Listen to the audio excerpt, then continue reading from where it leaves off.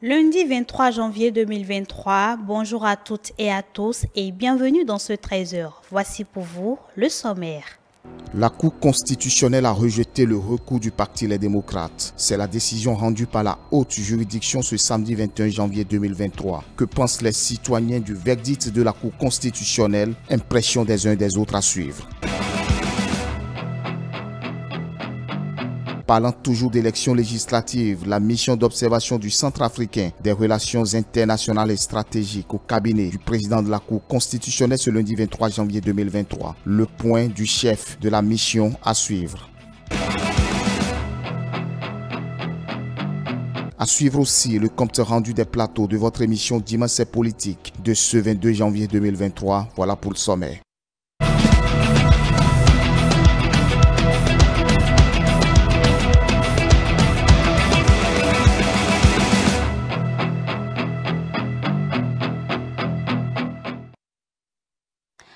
À nouveau, bonjour. La Cour constitutionnelle rejette le recours du Parti Les Démocrates. C'est ce qui ressort du verdict de la haute juridiction ce samedi 21 janvier 2023. En effet, pas une requête formée, le président du parti Les Démocrates a demandé aux sages de la Cour d'enjoindre à la Direction générale des élections de lui donner copie des procès-verbaux de compilation des résultats issus du scrutin du 8 janvier dernier. Après avoir écouté toutes les parties, la Cour, en se basant sur les articles 63, 92, 93 et 110 du Code électoral, n'a pas donné une suite favorable à la requête du Parti Les Démocrates dirigé par Éric Rondeté. Retour sur les événements dans cet élément de Mathieu Bocor et Prudence Koussouron.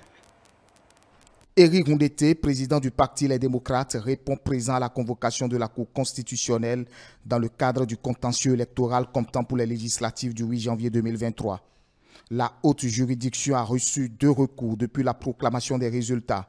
Le premier vient de Éric Rondeté qui forme un recours aux fins d'enjoindre à la Direction générale des élections de communiquer au Parti Les Démocrates copie des procès-verbaux de compilation des résultats issus du scrutin du 8 janvier dernier. Le second est de Moussa Rafiou, candidat aux dernières élections législatives sur la liste des démocrates qui demande l'invalidation de l'élection de Benoît Degla. Après avoir écouté toutes les parties, le président de la Cour constitutionnelle a fait une clarification. Razaki Issifou a souligné que l'institution qu'il dirige ne proclame pas les résultats sur la base des procès-verbaux de compilation de la Sénat. En termes clairs, la Cour constitutionnelle n'exploite pas les chiffres de la Sénat, mais plutôt se base sur les chiffres qu'elle-même compile sur le terrain. Une clarification qui a d'ailleurs conduit les sages de renvoyer le dossier pour rapport. En rendant public le rapport en question, le rapporteur de la Cour a souhaité que les sages de la haute juridiction rejettent le recours formé par le Parti Les Démocrates. Argument à l'appui, il a évoqué les articles 63, 89 et 92 du Code électoral qui, je cite, donnent plein pouvoir aux candidats ou listes de candidats de se faire représenter dans les postes de vote. Selon donc le rapport, pas besoin de la délivrance des procès-verbaux de la Sénat avant les résultats de la Commission électorale nationale autonome. Un rapport qui visiblement n'est pas bien accueilli par les responsables du parti. Nous attendons la notification et on fera les commentaires après. Nous sommes bien surpris lorsqu'on sait que l'argumentaire qui a été développé par le rapporteur ne correspond pas à la conclusion qui a été tirée.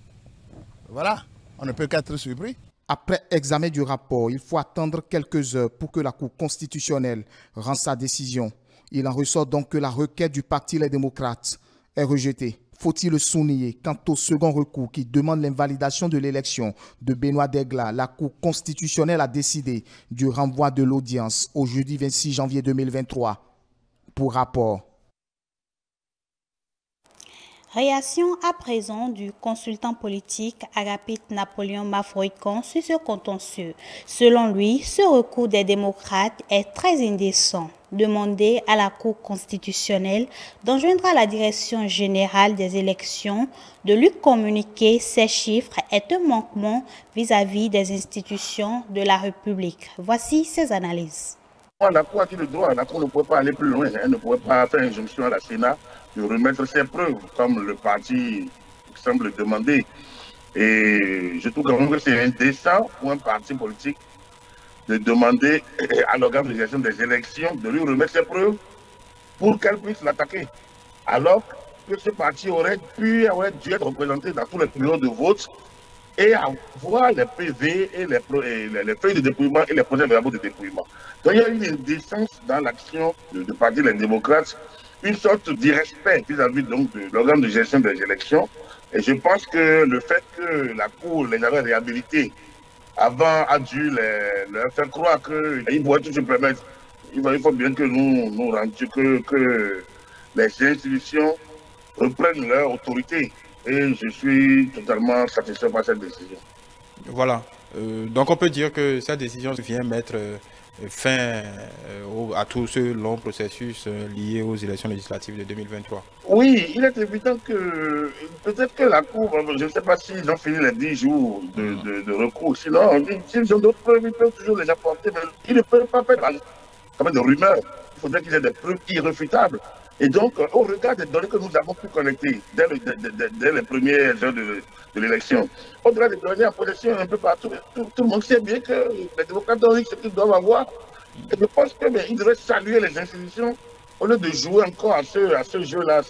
En tout cas, les chiffres donnés par la Sénat comme par la Cour constitutionnelle étaient totalement proches de ce qui est sur le terrain, vraiment proches, nettement proches. On ne peut pas dire que est quasi conforme, donc il n'y avait rien d'autre à attendre, sauf qu'il y a des irrégularités probantes, et jusqu'à présent, ils n'ont pas encore donné la preuve.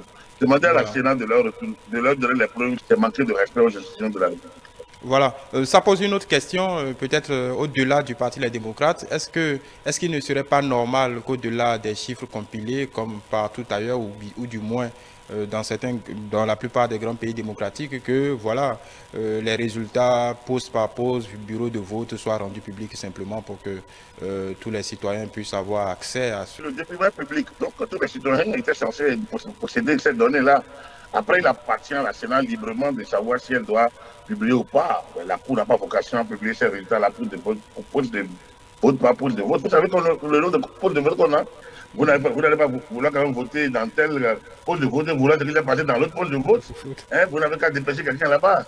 Et comme je le dis toujours, la loi a prévu que chaque parti soit représenté au niveau de chaque pose de vote. Bureau de vote. La Sénat a donné la Sénat a pris toutes les décisions à cet effet. Les feuilles de dépouillement, les projets verbaux devrait pouvoir être partagé à tout le monde. Si ce n'est pas fait, on devrait faire une jonction au coordonnateur d'enregistrement de le faire.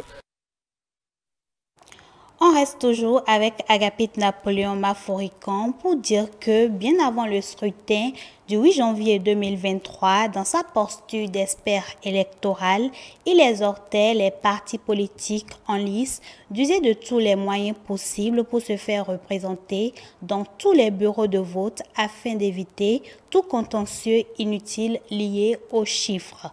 Dans cette compilation de Angèle Toboula, il revient plutôt sur cette exhortation du consultant politique. Suivez. Agapite Napoléon Maforican, le 6 janvier 2023. Ce que je voudrais recommander aux partis en lice, c'est qu'ils mettent en branle leur dispositif de contrôle, qu'ils mettent en branle leur dispositif de surveillance, de veille, pour que dans les bureaux de vote, ils soient représentés, pour que dimanche soir, on ne nous rabâche pas les oreilles avec plein de scénarios dont on est maître en invention. Nous étions au dernier jour de la campagne électorale, quand l'expert électoral exhortait déjà à ce moment-là, par ces mots, les partis politiques en lice à se faire représenter dans tous les bureaux de vote le jour des élections.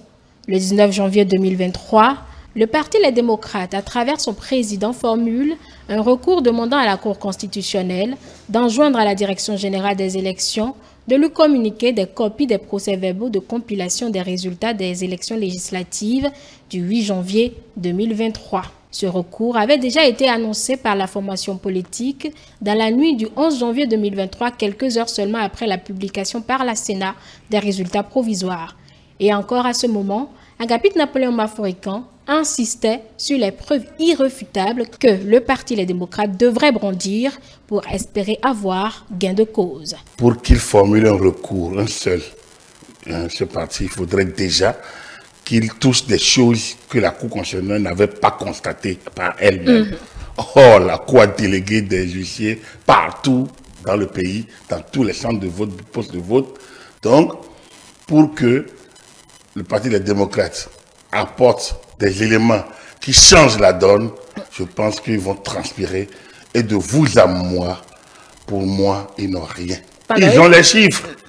C'est pour ça que je dis qu'ils ne feront rien. Et même s'ils le font, je ne vais pas amuser la galerie, ça ne peut pas prospérer parce qu'ils n'ont rien d'autre de nouveau. Ils ont les chiffres comme nous tous. Et les chiffres qu'ils ont ne sont pas différents des chiffres de l'UP, ne sont pas différents des chiffres du BR. C'est les mêmes chiffres que l'UDBN a. Puisque c'est les mêmes dépouillements, c'est les mêmes endroits. Ils ont des gens dans certains centres de vote. Ils n'ont pas des gens dans certains autres, mais ils ont pu cloisonner.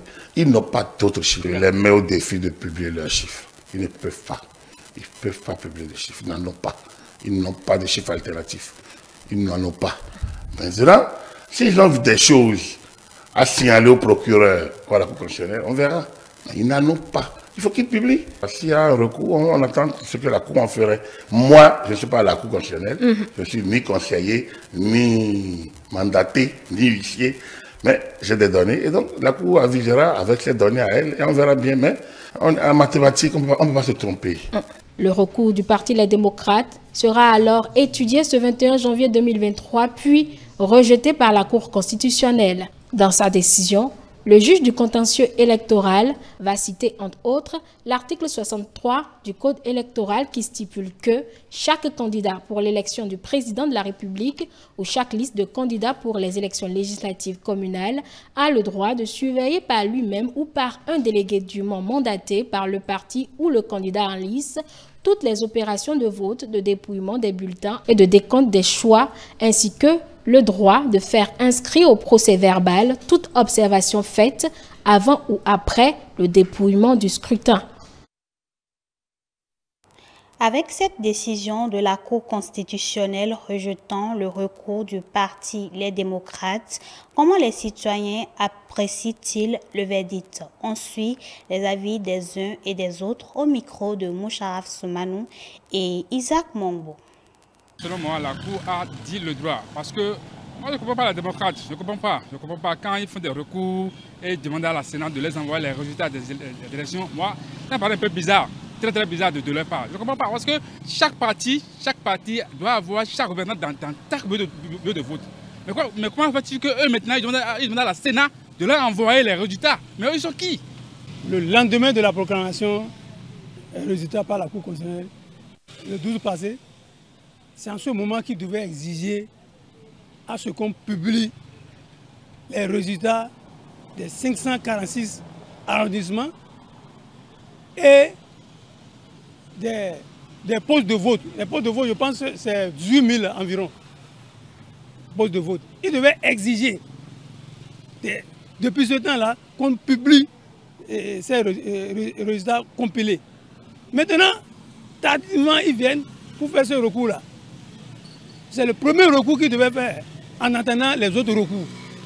Est-ce que les démocrates n'ont pas les représentants de leur parti de chaque vote, de chaque bureau de vote? Si les démocrates ont les représentants de leur parti de chaque vote, ils doivent avoir les copies chez ces représentants-là. Cela n'a pas besoin de demander ces copies des résultats à la Sénat.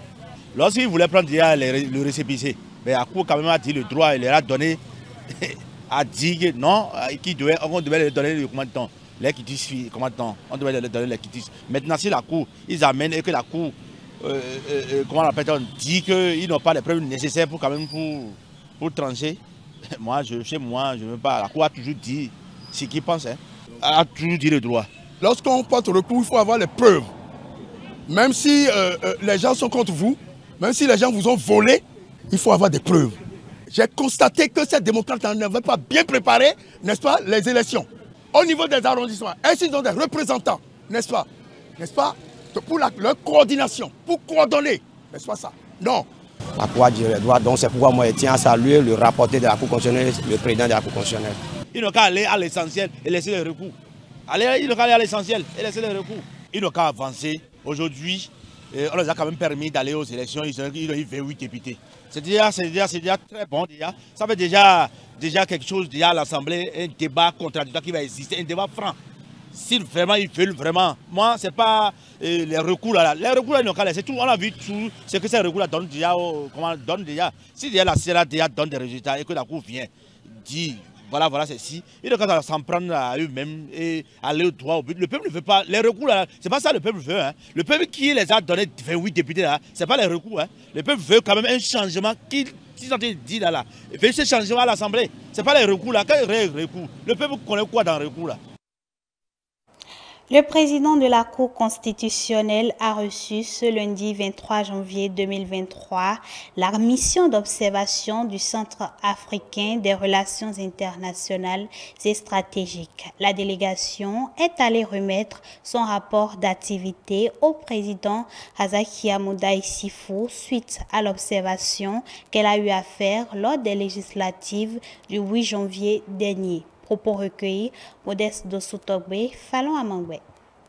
Nous devons quand même venir auprès de la Cour constitutionnelle pour le transmettre de façon symbolique et officielle notre rapport définitif, le rapport final, englobant tout le processus interbéninois. Et c'est vrai bien que la Sénat a proclamé le résultat partiel et après la Cour constitutionnelle a proclamé le résultat définitif. Mais il y a certaines formations politiques ayant concouru, qui ont participé aux élections, se sont sentis, ils ont estimé qu'il y a lieu de faire quelques recours que la Cour est en train de vider d'ici là. Et vous le savez mieux que moi. Et tout ce que nous pouvons dire, nous appelons à la retenue et de plus la sagesse de toute la formation politique béninoise, puisque le Bénin vient de renouveler sa démocratie d'antan. Les élections qui se sont déroulées paraissent être crédibles puisqu'il y avait l'inclusivité. Ce n'est pas comme en 2019 où certaines formations ont boycotté les élections. Il y a eu du dialogue venant de l'exécutif. Le gouvernement a instauré un dialogue que l'opposition aussi a accepté ce dialogue. Nous lançons un appel que, avant toute chose, c'est le dialogue. C'est en dialoguant qu'on peut trouver quand même les solutions appropriées. Notre appel, c'est que c'est la plus haute juridiction du pays, que tout le monde a le regard. Donc, c'est les pratiquants, ils sont mieux outillés que nous, tous qui sont ici. Et ils sauront quoi et comment quand même évacuer tous les dossiers-là. Le message, c'est le message de cohésion sociale, le message de l'unité du Bénin. C'est ça notre message. Il nous a écoutés, il nous a édifiés. Il a même revenu que pas plus que tard le samedi, il y avait une audience avec les acteurs qui ont introduit les recours, qu'ils ont encore reconvoqué quand même sur une date sérieuse, mais qui sont en train de travailler là-dessus. Les différents plateaux de votre émission Dimanche c'est politique de ce 22 janvier 2023 ont abordé comme sujet les contentieux nés de la proclamation des résultats du scrutin législatif du 8 janvier dernier, mais aussi des défis de la 9e législature qui sera installée le 12 février prochain. Compte rendu, Stélia Padon. Pascal Arossignon-Nofon, professeur de français à la retraite, se dit satisfait de l'aboutissement heureux du scrutin du 8 janvier dernier. Cette élection-ci se distingue de celle de 2019 qui a vu installer au Parlement que les candidats des partis Union progressiste Le Renouveau et le Bloc républicain. Les élections législatives de cette année n'ont rien de commun avec les élections législatives de 2019. 2019. C'est nettement mieux parce que la démocratie a monté d'un cran. Pourquoi je dis cela? Parce que de toute façon, il y a eu des propos, non des sorties comme ça, verbales, à quoi il ne fallait pas s'attendre en 2019. Avec 28 députés, le Parti Les Démocrates peut faire ses preuves. Le plus important, c'est de travailler. La politique, c'est une question de rapport de force. Et quand vous avez l'acte que vous voulez poser en vue, bon, avancez. Je n'ai pas besoin de remporter un vote pour corriger quelque chose. Mais en tant que député, avec ma liberté de parole, là, je peux montrer au peuple entier que cette loi qui vient de passer a été passée sans nous, mais que c'est une loi liberticide. Pour ce qui est du faible taux de participation à ce scrutin, Abiba Randessi, reçu sur le duel, estime que le peuple n'a plus confiance en la classe politique et ça fait partie des facteurs qui expliquent le désintéressement de la masse. À cela s'ajoute, selon lui, le non-respect de l'expression du peuple à travers les urnes. Des fois, le peuple estime que ce n'est pas son expression qui est proclamée en tant que résultat. La belle preuve, vous avez vu ces élections. Oui. Le parti politique à qui moi j'ai apporté tout mon soutien, vous avez vu ce parti a fait mal un peu partout. Au finish, nous sommes revenus avec 28 députés.